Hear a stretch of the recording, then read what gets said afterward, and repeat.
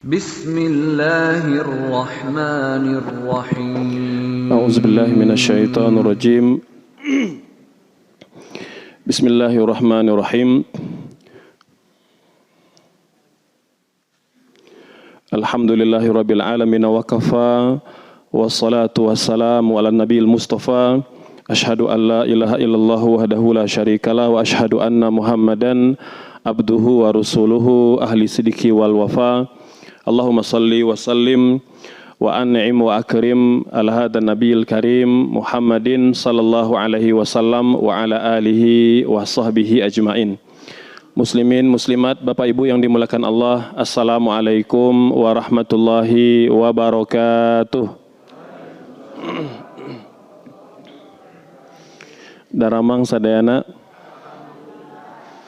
Alhamdulillah, kita bersyukur kepada Allah Subhanahu wa taala sampai pagi ini masih diberi umur, masih diberi sehat ya, dan kita berharap semoga umur dan kesehatan yang Allah berikan kepada kita dapat kita konversi dalam ketaatan dan kebaikan di jalannya.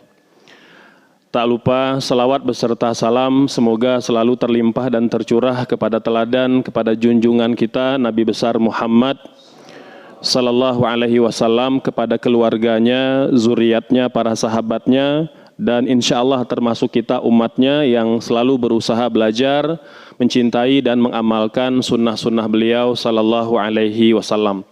Hadirin hadirat Bapak Ibu yang dimuliakan Allah, alhamdulillah kita sudah tiba di pekan pertama bulan Sya'ban ya. Bulan yang memang istimewa. Pertama, karena memang bulan Sya'ban itu terletak di antara dua bulan yang istimewa, yaitu bulan Rajab dan bulan Ramadan. Di samping itu, Rasulullah Sallallahu Alaihi Wasallam juga sangat menganjurkan untuk kita banyak beribadah dan beramal soleh pada bulan yang mulia ini. Ya. Bahkan dalam kitab Lataiful Ma'arif, ya, Syekh Ibnu Rajab Al-Hambali menyebutkan bahwa Syahru Rajab, Syahru Az-Zara, ya, bulan Rajab adalah bulan mulai menanam kebaikan. Wa Syahru Sya'ban, Syahru Saqyi Zara.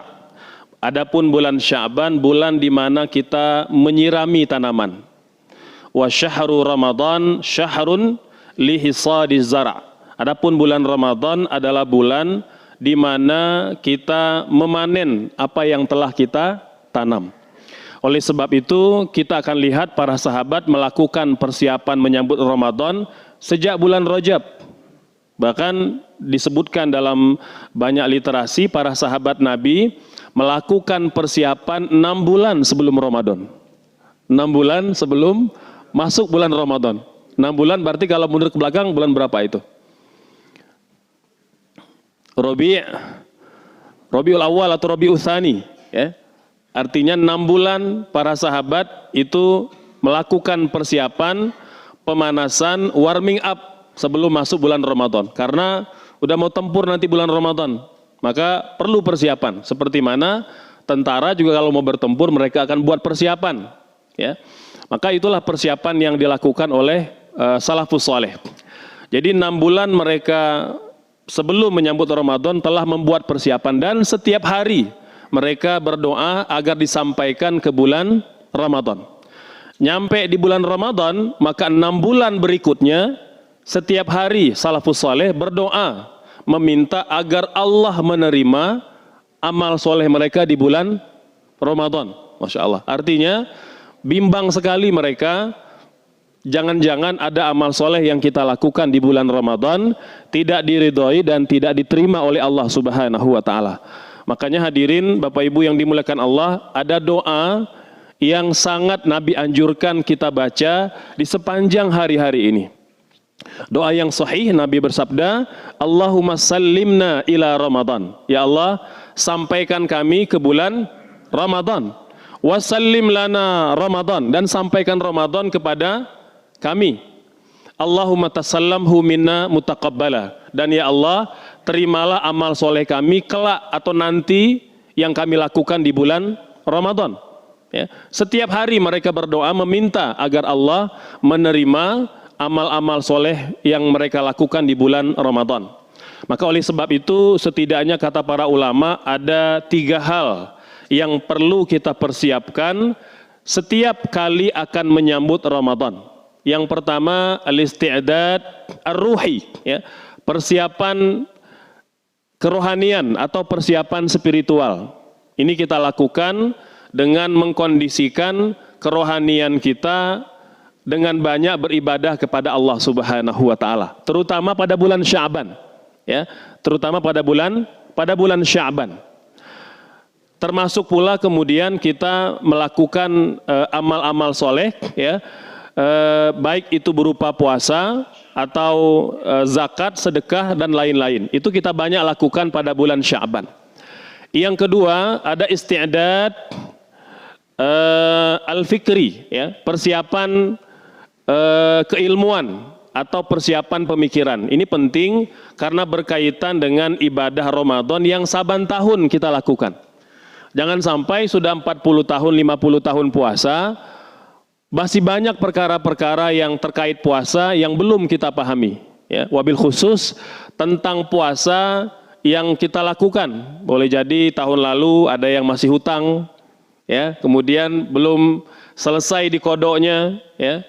Kemudian termasuk misalnya ada perkara-perkara yang kita belum ketahui, ya, terkait dengan ibadah pada bulan Ramadan, maka sekaranglah, ya, kesempatannya untuk mengulang-ulang kembali apa saja yang perlu kita perhatikan tentang saum Ramadan, ya. Ini termasuk tentang niat, perkara yang simpel tentang niat. Hadirin sekalian, banyak orang memahami bahwa berpuasa cukup niatnya di awal Ramadan saja.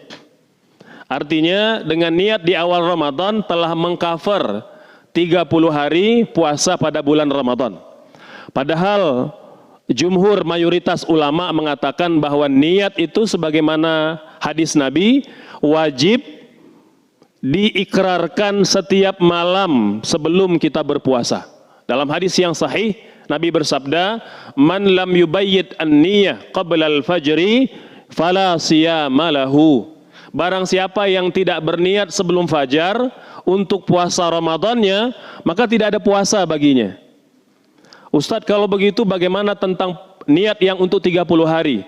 Niat yang untuk 30 hari itu sebagai cadangan bagi orang yang kesiangan tidak sengaja tidak berniat pada malam bulan Ramadan. Tidak sengaja, bukan disengaja. Kalau disengaja Bapak Ibu tidak berniat, maka berlaku 3 konsekuensi disepakati oleh para ulama. Sengaja tidak berniat, berlaku 3 konsekuensi. Yang pertama, dia berdosa. Berdosa karena menyalahi ketentuan agama, karena niat itu rukun. Yang kedua, karena dia rukun, maka dia tidak dianggap puasa Ramadannya. Tidak dianggap puasa Ramadannya. Karena tidak dianggap puasa Ramadannya, maka dia wajib mengkodok puasa itu di luar bulan Ramadan. Jadi wajib dikodok kalau sengaja tidak berniat. Dan di samping mengkodoknya, pada hari di mana dia tidak berniat, wajib pula berpuasa. Subhanallah. Jadi udah dianggap berdosa, kemudian wajib mengqadha dan wajib pula puasa pada hari itu. Kalau dia tetap tidak berpuasa, maka berlipat-lipatlah dosanya kepada Allah Subhanahu wa taala. Ini sama seperti kasus hapunten, ya, suami yang menggauli istrinya pada siang hari bulan Ramadan. Berlaku 5 konsekuensi besar hadirin sekalian. Kalau ada suami menggauli istrinya pada siang hari bulan Ramadan. Yang pertama, sepakat para ulama dia melakukan minal kabair, melakukan salah satu dosa besar. Karena sepakat para ulama menggauli pasangan kita pada siang hari bulan Ramadan muharram syara'an, diharamkan dalam agama kita. Ini yang pertama. Yang kedua, rusak puasanya pada hari itu, artinya tidak dianggap Ramadannya.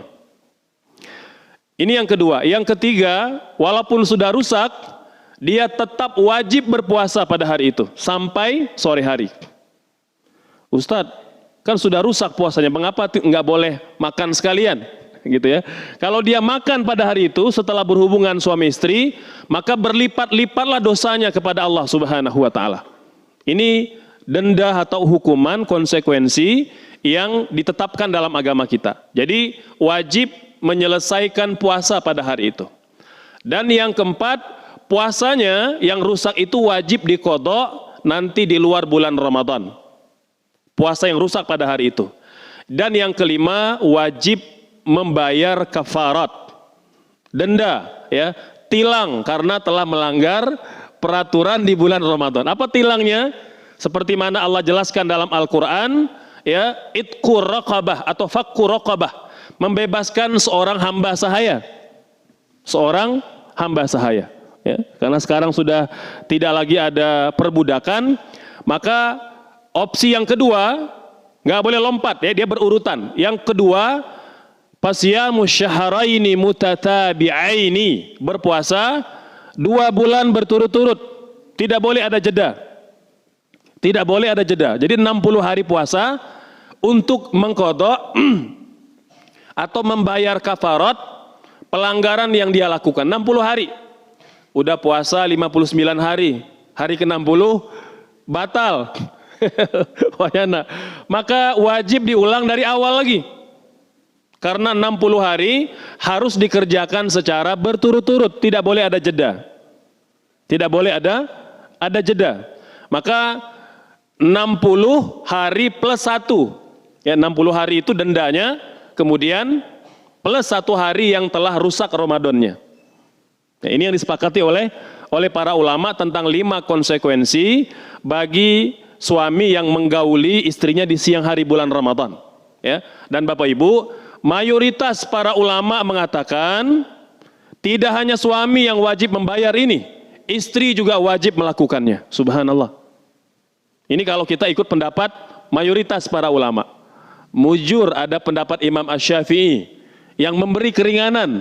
Kata beliau, yang wajib suami aja, karena suami yang jadi stakeholdernya gitu, ya, yang menjadi penentu kebijakannya.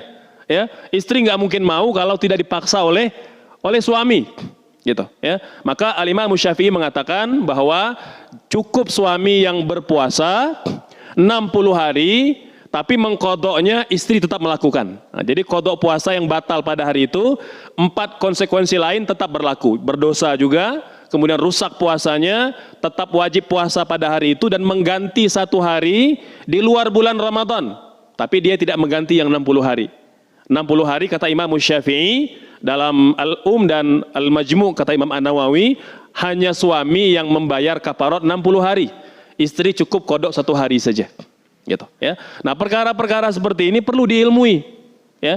Jangan sampai kemudian kita melakukan perbuatan-perbuatan yang diharamkan oleh Allah Subhanahu wa taala, namun karena kita tidak mengilmui, tidak mempelajari, terlewat atau terabaikan. Maka perlu ada isti'dad al-fikri atau isti'dad al-ilmi, ya.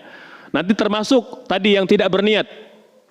Jadi yang tidak berniat, hadirin sekalian, kalau tidak sengaja, pendapat mayoritas para ulama tetap wajib puasa dan tidak wajib mengqadha'nya.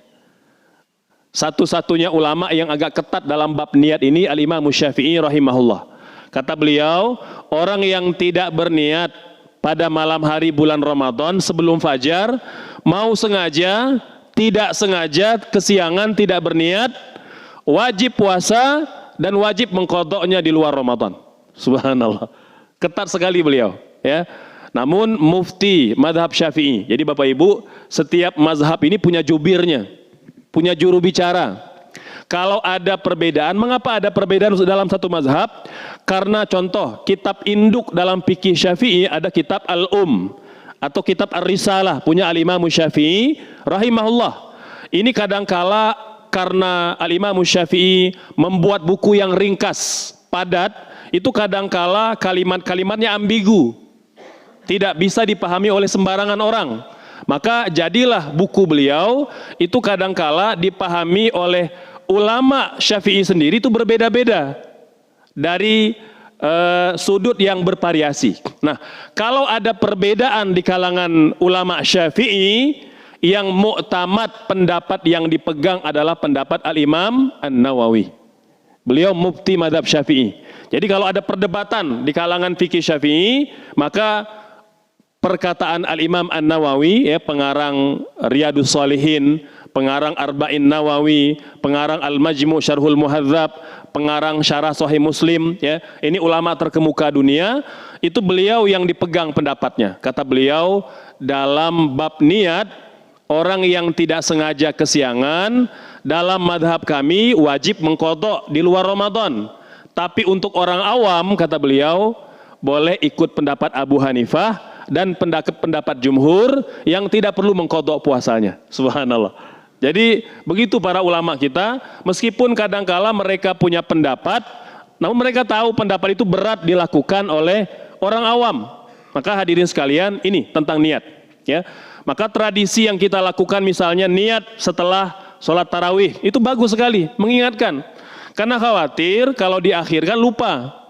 Kalau tidak sengaja mungkin tidak ada masalah. Kalau sengaja, ya, malas dan lain sebagainya akhirnya terlewat, maka berlakulah konsekuensi-konsekuensi yang tadi kita nyatakan. Ini yang kedua. Yang ketiga, al-isti'dad al-jasadi, persiapan fisik. Karena puasa itu adalah sesuatu ibadah yang berat, yang memerlukan tenaga, energi, maka kita perlu sehat. Ini terlebih di tengah pandemi yang selalu berevolusi terus gitu ya, berubah-ubah terus ya.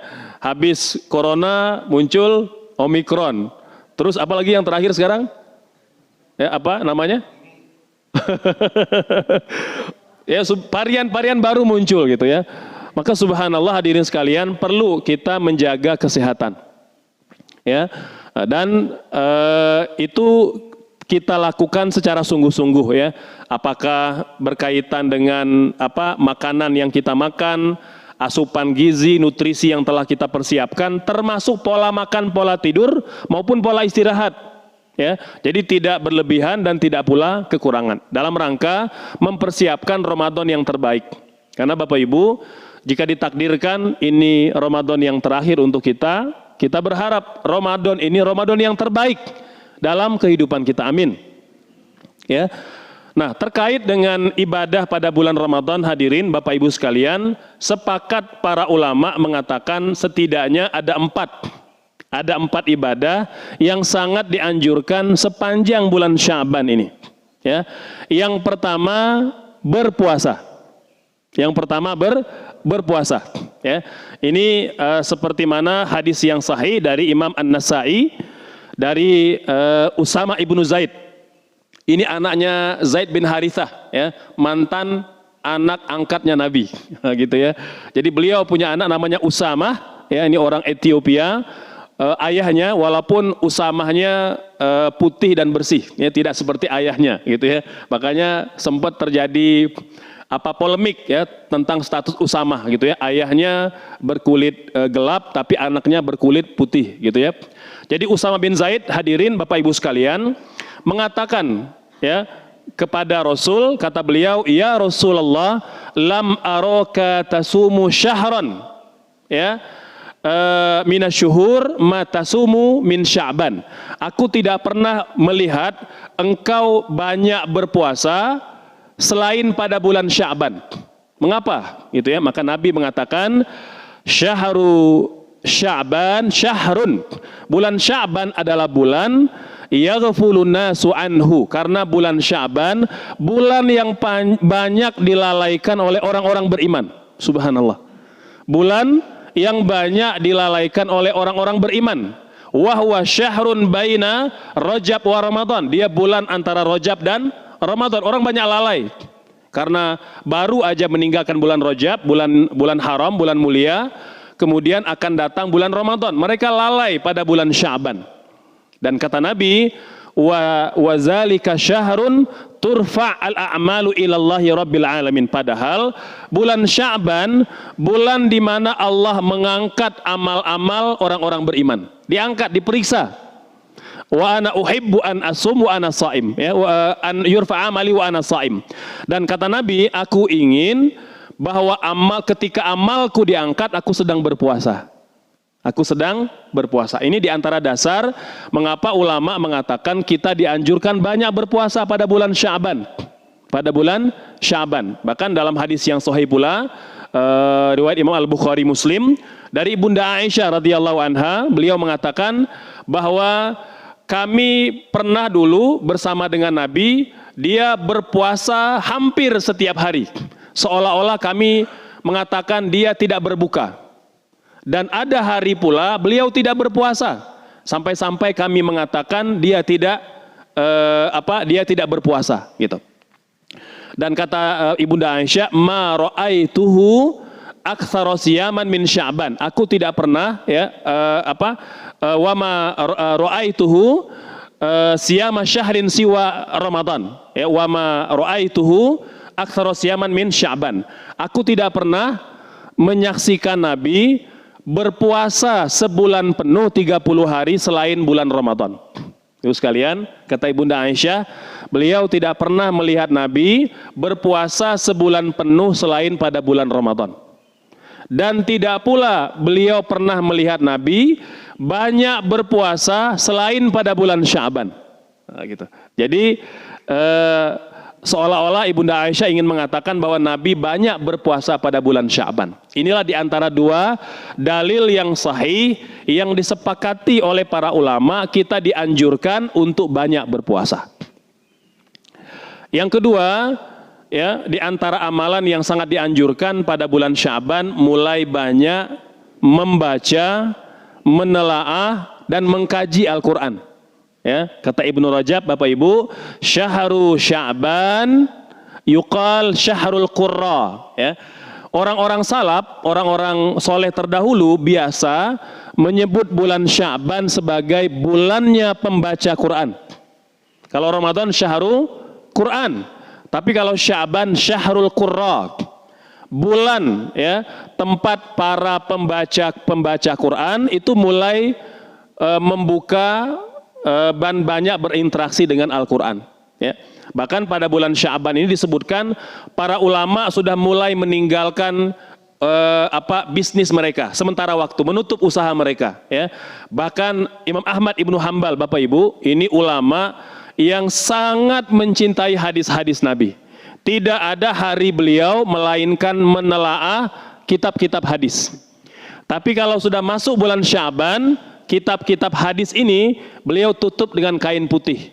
Ya, kata beliau, sementara kita berpisah dulu. Sekarang waktu lil Quran. Kata beliau, sekarang waktunya untuk Al-Quran. Gitu. Maka bulan Sya'ban ini sudah mulai, ini kita pemanasan. Jangan nunggu nanti malam Ramadan. Belum tentu kita diberi kesehatan. Maka sejak bulan Sya'ban lakukan pemanasan dengan memperbanyak membaca Al-Quran. Ini syahrul qurra. Gitu.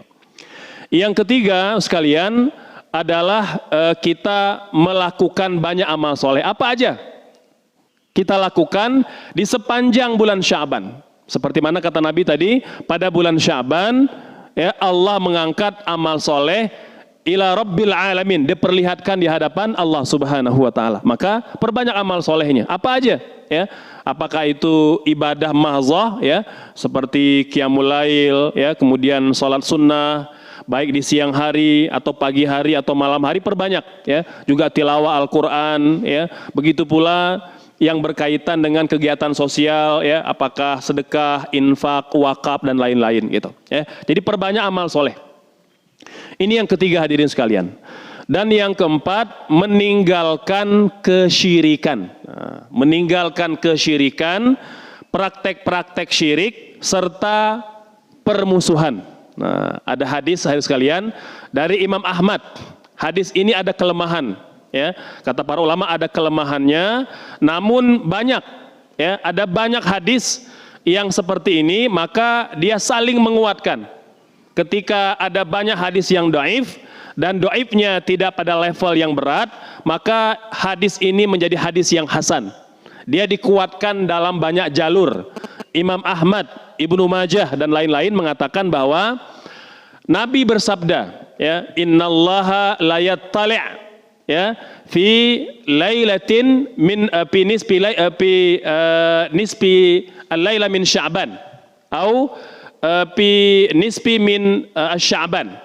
Allah itu akan menampakkan dirinya, ya, bukan menampakkan dalam arti fisik, ya, karena Allah tidak punya fisik.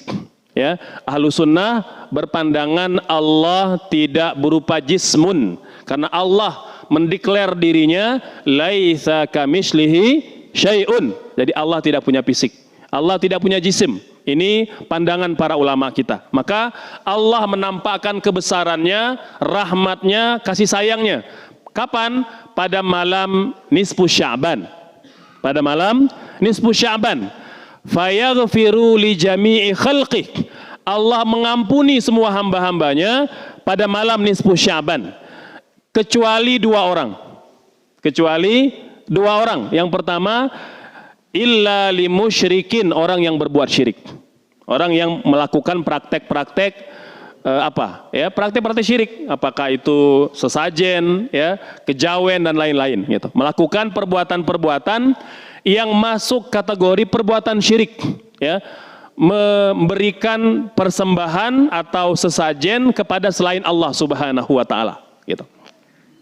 Ini yang tidak Allah akan ampuni. Yang kedua, wa musyahin. Nah, ini musahin. Bapak Ibu, musyahin ini kata ulama, satu orang yang memiliki dendam kesumat dalam hatinya.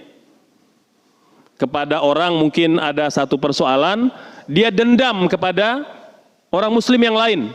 Ada permusuhan dalam dadanya, ada kebencian, ya, apalagi sampai pada level menyakiti, gitu, ya. Maka dua orang ini tidak akan diampuni oleh Allah Subhanahu wa taala.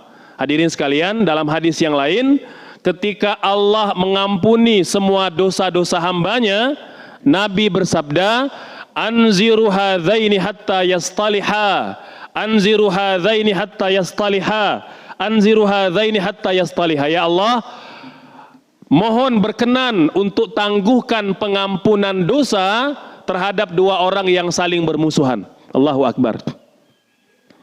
Jadi orang yang bermusuhan, Bapak Ibu, siapapun, apakah sahabat atau suami istri, ya, atau tetangga dengan tetangga, siapapun, ya, orang-orang beriman, kata Nabi, tangguhkan pengampunan dosanya ya Allah sampai mereka berdamai, hatta yastaliha,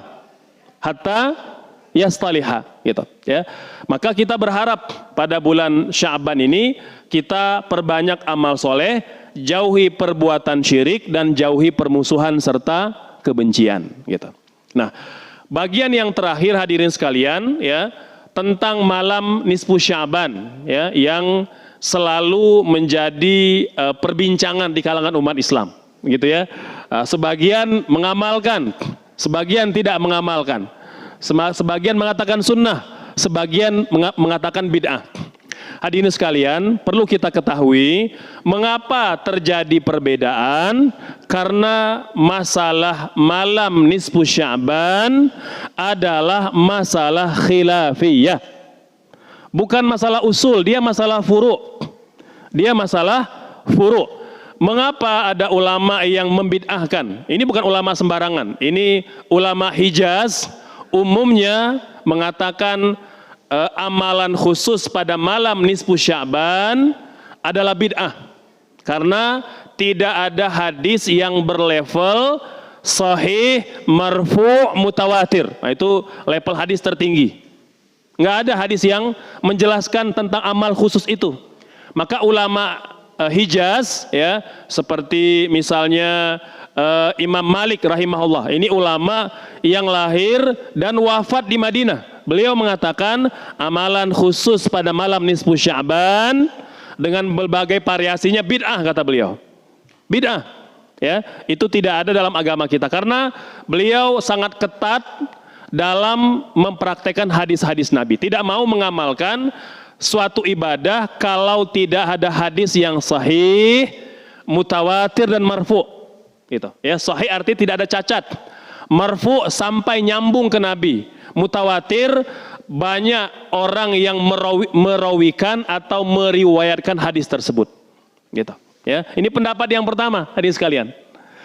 Tapi ulama Syam, karena ulama kan tidak hanya di Hijaz. Hijaz Bapak Ibu, kalau disebut Hijaz itu biasanya Mekah, Madinah. Ya, walaupun dulu Damaskus masuk Hijaz, ya.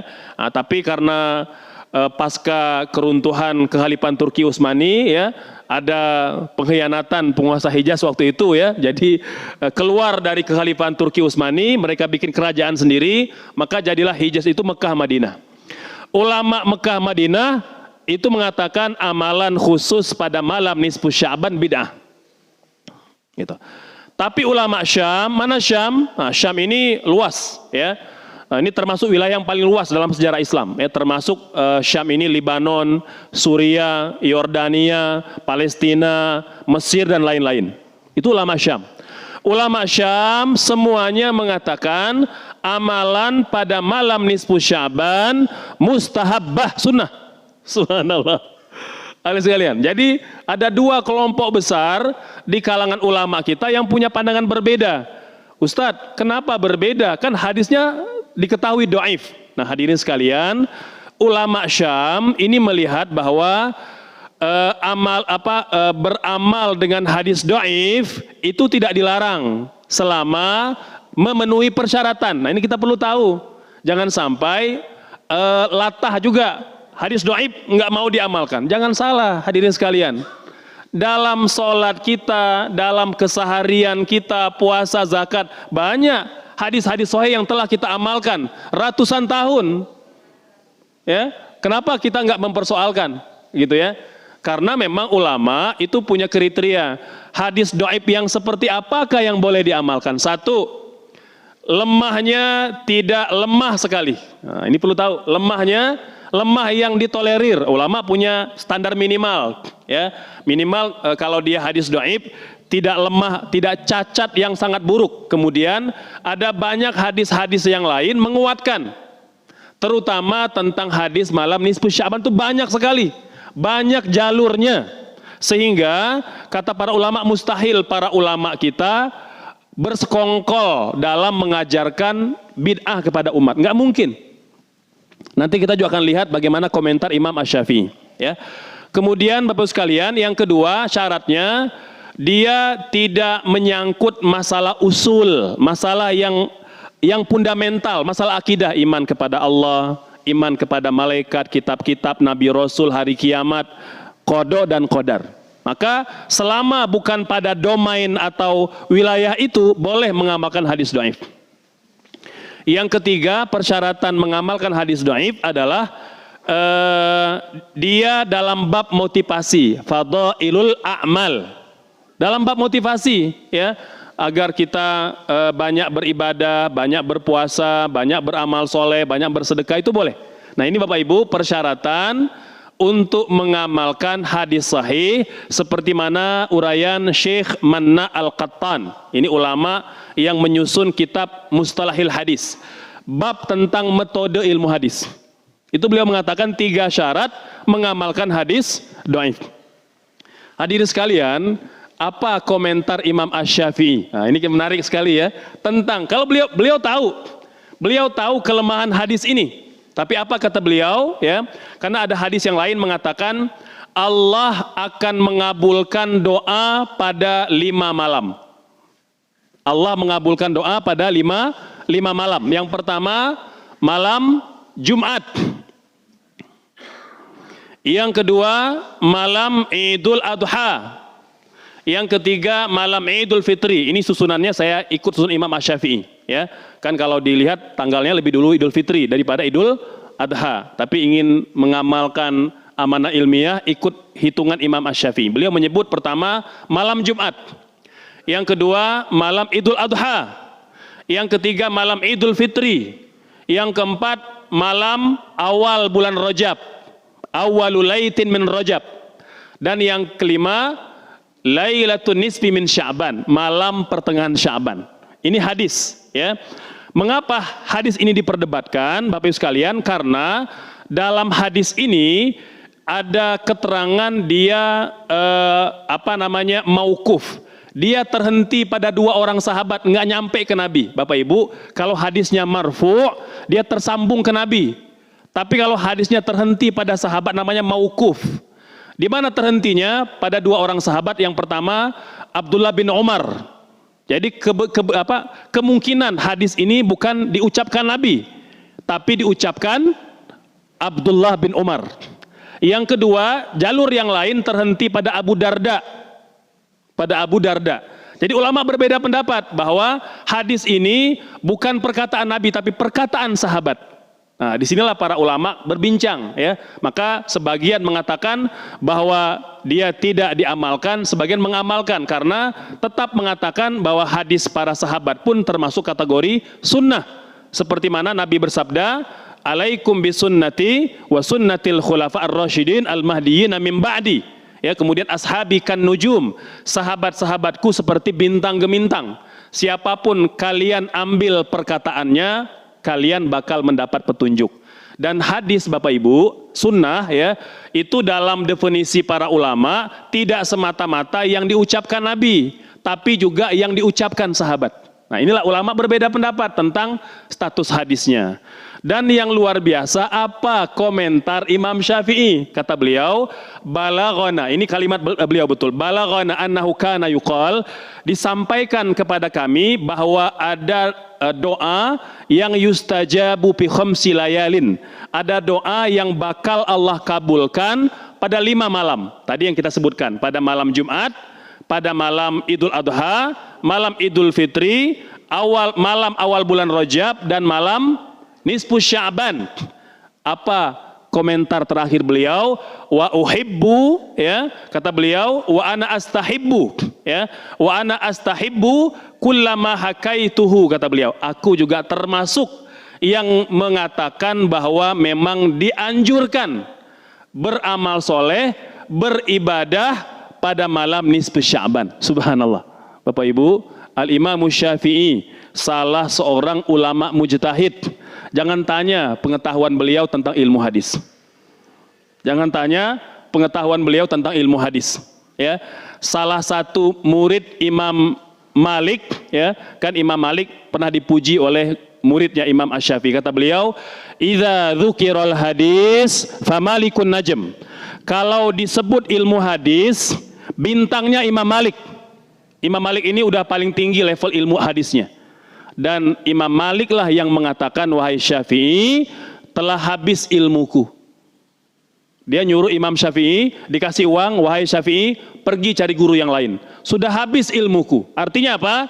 Ilmu hadis Imam Syafi'i, Imam Malik telah diturunkan sepenuhnya kepada Imam Asy-Syafi'i. Maka bagi orang yang boleh jadi punya pandangan, ya, tidak mengamalkan, tidak beramal khusus pada malam nisfu Sya'ban, maka jangan sampai mencela orang yang mengamalkan malam nisfu Sya'ban, karena mereka mengikuti pendapat Al-Imam Al-Mujtahid, ulama mujtahid, kapasitasnya ulama di level tertinggi setelah sahabat Rasul sallallahu alaihi wasallam, ya. Maka Bapak Ibu sekalian, tentang malam nisfu Sya'ban silakan, ya, kan di antara penjelasan nanti dari kitab ulama Syafi'iyah, kita mulai dianjurkan memakmurkan malam nisfu Sya'ban. Mulai kapan? Mulai maghrib. Begitu terbenam matahari, maka mengamalkan malam nisfu Sya'ban, memakmurkan. Dan memang kebanyakan kata para ulama al-faqihi, ini ulama salaf, kata beliau, orang Madinah kata beliau ini, ya, itu punya tradisi pada malam nisfu Sya'ban mereka akan khatam Al-Quran. Subhanallah, Nabi tidak melakukannya. Tapi umat Islam Madinah selama puluhan tahun khatam Al-Quran pada malam nisfu Sya'ban, dan mereka sholat 100 rakaat, sholat sunnah pada malam nisfu Sya'ban. Ya, hadirin sekalian, oleh sebab itu kita perlu kemudian mentoleransi dan memahami bahwa dalam masalah ini ada masalah khilafiyah. Maka silakan, Ustadz DKM Al-Masyriq kira-kira ngadain tidak? Ya silakan dibicarakan saja. Gitu. Mengadakan bagus, ya, artinya mengakomodir kaum muslimin yang memang ingin mengamalkan, memakmurkan rumah Allah pada malam nisfu Sya'ban, dan ada dasarnya, ada dalilnya, ya, dan diamalkan oleh mayoritas para ulama, Bapak Ibu. diamalkan mayoritas para ulama. Ya, ada yang tidak mengamalkan, ulama Hijaz, ya. Maka hapunten pisan, rata-rata guru-guru kita yang belajar di Mekah, di Madinah, ya, itu memang banyak membawa fatwa-fatwa dari Imam Malik yang tidak mengatakan ada amal khusus pada malam nisfu Sya'ban. Meskipun dulu kata Imam Al-Faqihi, ini beliau ulama Madinah, ya, beliau sendiri yang mengatakan bahwa orang Madinah biasa khatam Quran pada malam nisfu Sya'ban. Mereka akan datang ke masjid setelah matahari terbenam, sholat maghrib, dan sholat sebanyak 100 rakaat. Subhanallah. Jadi ya kita toleransi saja, ya. Tidak bijak kemudian kita kata Imam As-Suyuti, Bapak Ibu sekalian, la yungkaru al-mukhtalafu fihi, tidak boleh mengingkari pada perkara-perkara yang ulama berbeda pendapat. Yang wajib kita tolak itu kalau sudah ada kesepakatan di kalangan para ulama ijma, kemudian kita membantahnya. Ini yang terlarang. Walau alam, demikian, semoga mukadimahnya memadai, ya. Mangga, mungkin ada waktu beberapa menit, kita persilakan Bapak Ibu yang mau bertanya. Assalamualaikum warahmatullahi wabarakatuh. Baik Ibu Bapak sekalian, dibuka sesi tanya jawab bagi Ibu atau Bapak yang ingin bertanya. Ada yang bertanya, Pak? Oh, iya, Pak.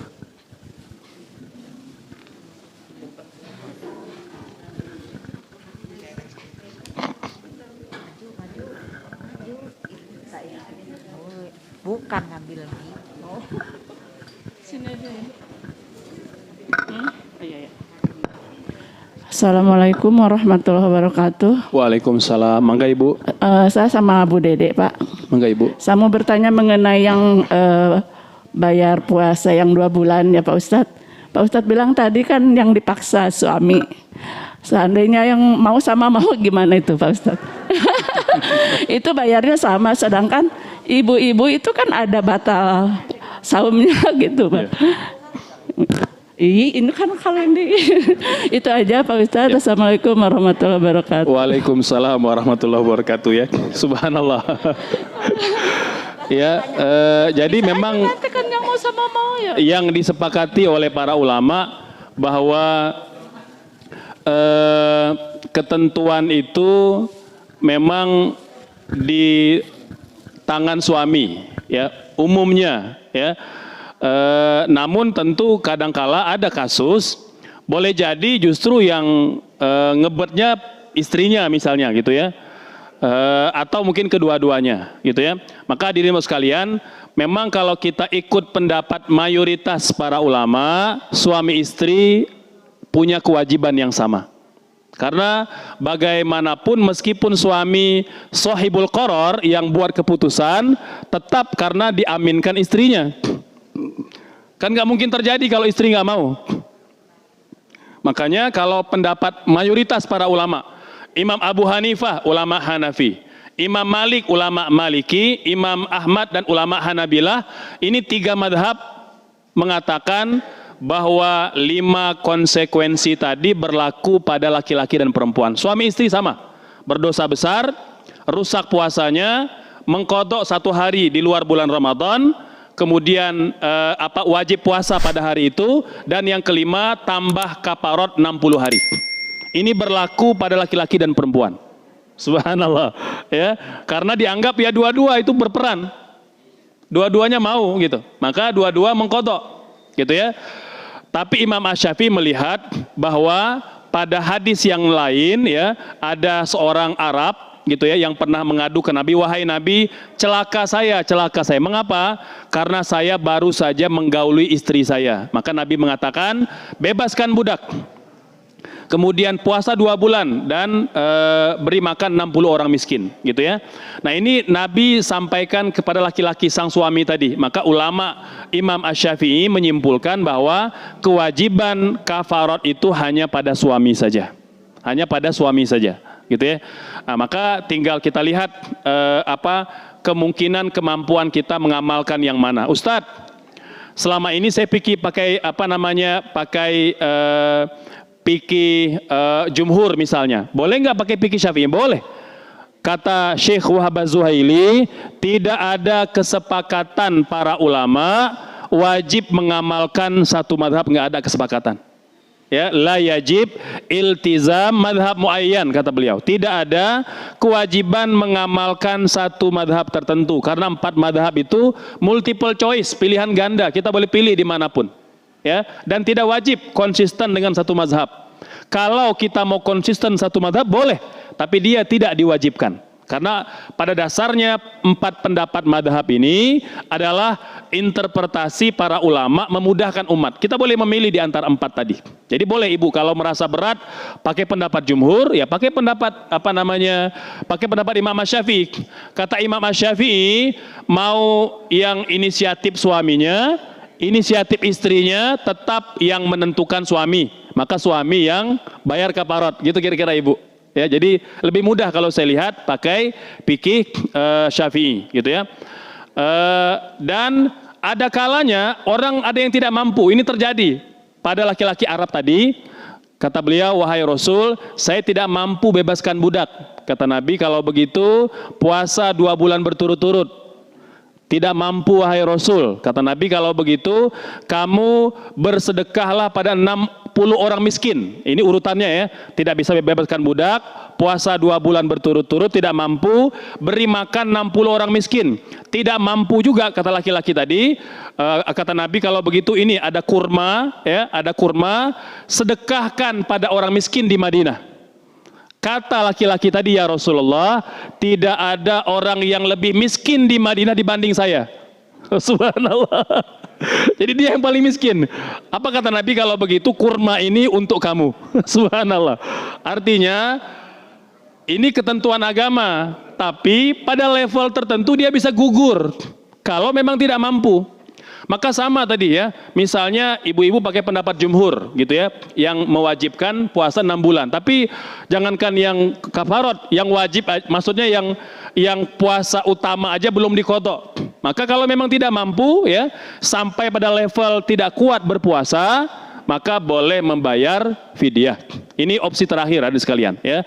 Namun terkait fidyah ini perlu saya ingatkan bagi sekalian bahwa fidyah itu hanya untuk 3 orang ya. Yang pertama, orang tua yang memang tidak kuat berpuasa. Yang kedua, orang sakit yang tidak ada harapan sembuh, dan yang ketiga, ibu hamil atau menyusui, di samping bayar qadha juga ya. Orang yang masih mampu mengqadha, termasuk perempuan atau ibu hamil, wajib mengqadha puasanya. Kecuali jika memang tidak punya kemampuan lagi. Hapunten ya, bagi yang istrinya produktif ya, melahirkan setiap tahun gitu ya. Ini kan berat kalau harus berpuasa ya, mengqadha puasa. Jadi mungkin boleh jadi sangat banyak udah yang tertinggal. Maka dalam kondisi tidak mampu mengqadha puasa yang terlalu banyak ditinggalkan, ulama membolehkan bayar fidyah saja. 1 hari memberi 1 porsi makanan. Boleh 1 orang ya, selama hari yang dia tinggalkan, atau boleh beberapa orang. Contoh kalau dia tinggal 30 hari, maka berikan pada 30 orang miskin 30 porsi makanan. Atau beri makan pada 1 orang selama 30 hari. Itu juga diperbolehkan. Ya, jadi lebih kepada kaifiatnya. Ya, semoga ibu terjawab ibu. Ya, sami-sami. Mangga, jika masih ada yang lain silakan. Ada? Mangga. Ibu ada lagi, Bu? Masih ada?